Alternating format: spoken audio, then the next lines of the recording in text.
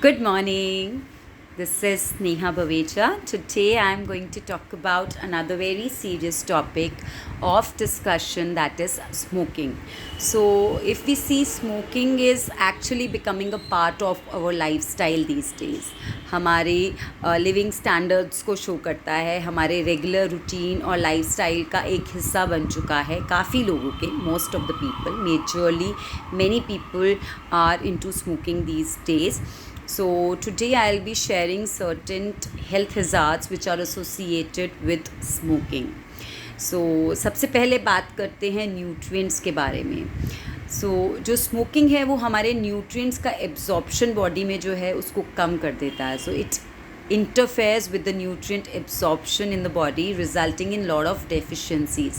Body में vitamins की deficiency हो जाती है, मिनरल्स की डेफिशिएंसी हो जाती है. विटामिन ए है, विटामिन डी है, विटामिन सी है, इनफैक्ट विटामिन B12 है. It interferes with the absorption of lot of vitamins and minerals. At the same time, it interferes with the proper utilization of protein which we consume through our diet. हमारे muscle building से भी interfere करता है. जो हम protein अपने diet के through consume कर रहे हैं उसके एब्जॉर्प्शन और प्रॉपर यूटिलाइजेशन से भी ये इंटरफेयर करता है.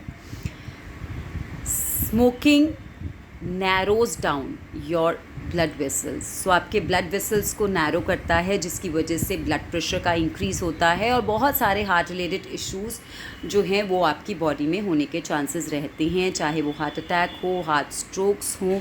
It was associated with all heart related issues as well, including hypertension.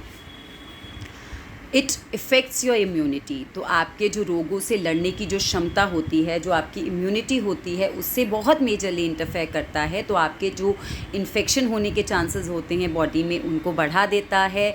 और अगर आपको कोई इन्फेक्शन हो जाए तो उससे फाइट करने की आपकी जो एफिशिएंसी है उसको भी ये कम कर देता है, which results in lot of lung related infections, tuberculosis, lot of cancers and heart related issues as well.